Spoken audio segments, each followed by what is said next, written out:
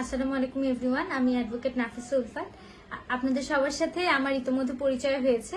আমি আজকে এসেছি আসলে মূলত সুনির্দিষ্ট প্রতিকার আইন সম্পর্কে একটু ধারণা দিতে। কিছুটা ধারণা, এটা কিন্তু আলোচনা নয়।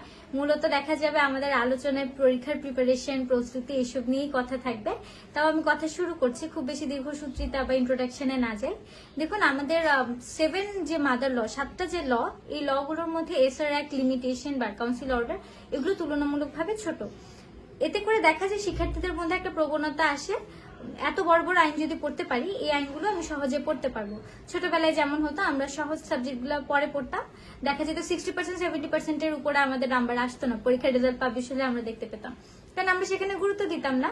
আমরা জানতাম না কি পড়তে হবে, কতটুকু পড়তে হবে, কিভাবে পড়তে হবে। সেখানেও আমরা 80% মার্কস কিন্তু আনতে পারতাম, জাস্ট বিকজ আমরা টেকনিক্যাল ছিলাম না, just because we didn't know কিভাবে স্টাডি প্ল্যানটা তৈরি করব বা কিভাবে কি কি পড়বো আর কি কি পড়বো না। শুধুমাত্র এই কারণে কিন্তু আমাদেরকে ওই যে নাম্বার যেটুকু আমরা আশা করেছি সেটা আসেনি। এক্ষেত্রেও ঠিক সেম। দেখুন, প্রস্তুতি দুই ধরনের হয়, আমি সবসময় বলি। একটা পূর্ণাঙ্গ প্রস্তুতি, আরেকটা হচ্ছে গদবাধা পড়ে যাওয়া। গদবাধা পড়ে গেলে চলবে না। বিশেষ করে ছোট আইনগুলো চেষ্টা করবেন, যেহেতু সহজ আইন, সেটা সহজ করে নিতে। যে জিনিসটা সহজ সেই জিনিসটাকে কঠিন করতে চাইবেন না। সেটা সবকিছু পড়বো, অনেক বেশি পরিশ্রম বা সময় সেখানে ইনভেস্ট করবার প্রয়োজন নেই। ঠিক যতটুকু দরকার, গুরুত্বপূর্ণ সেকশন কোনগুলো কোনগুলো পড়বো কোনগুলো পড়বো না সে সম্পর্কে আমার বুঝতে হবে। একটা স্টাডি প্ল্যান তৈরি করতে হবে। এবং শুধুমাত্র ছোট আইনের ক্ষেত্রেই যে আপনি স্টাডি প্ল্যান করবেন তা কিন্তু নয়। আপনাকে কিন্তু স্টাডি প্ল্যান সব দিক মানে সবগুলো সাবজেক্টের ক্ষেত্রেই তৈরি করতে হবে। আপনার জানতে হবে আপনি কি কি পড়বেন, কি কি পড়বেন না।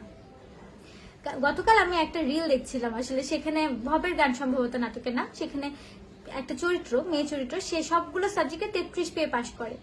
তার তার কথা হচ্ছে, প্রয়োজনীয় অতিরিক্ত নাম্বারের প্রতি তার কোনো লোভ নেই, তাই প্রয়োজনীয় অতিরিক্ত নাম্বার সে পেতেও চায় না। সে সবগুলোতে একদম টাই মার্কস পেয়েছে, 33। দেখুন, এটা পেয়ে মানে এটা দেখে আমার খুব হাসি আসলো, এটা ভেবে যে আমাদের শিক্ষার্থীদের মধ্যে যারা পরীক্ষা দিবে তাদের প্রথম প্রশ্ন থাকা উচিত, আমি কিভাবে পড়বো, কি কি পড়বো, কি কি পড়বো না, স্টাডি প্ল্যানটা কিভাবে তৈরি করব।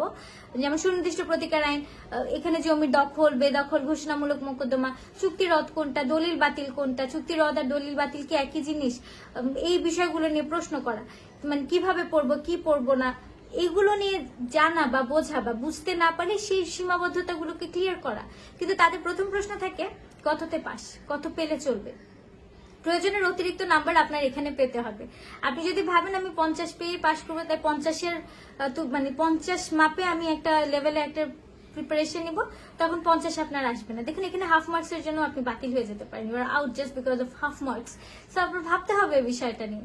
প্রয়োজনের অতিরিক্ত নাম্বার আমাদের প্রয়োজন। এই যে কম্পিটিটিভ এক্সাম, এখানে ভাবতে হবে 50-এ যদি পাস হয়, অর্থাৎ আমার যে প্রিপারেশন, আমার যে যাচাইকরণ প্রক্রিয়া, পরীক্ষার আগ পর্যন্ত বিভিন্ন মডেল টেস্টে অংশগ্রহণ করা, উইকলি মডেল টেস্ট দেওয়া, এগুলোতে আমার মিনিমাম 70 to 80% মার্ক, মানে 70 থেকে 80 মার্কসের মধ্যে আমার থাকতে হবে। It can be 75, it can be 76, it can be 72, it cannot be 58।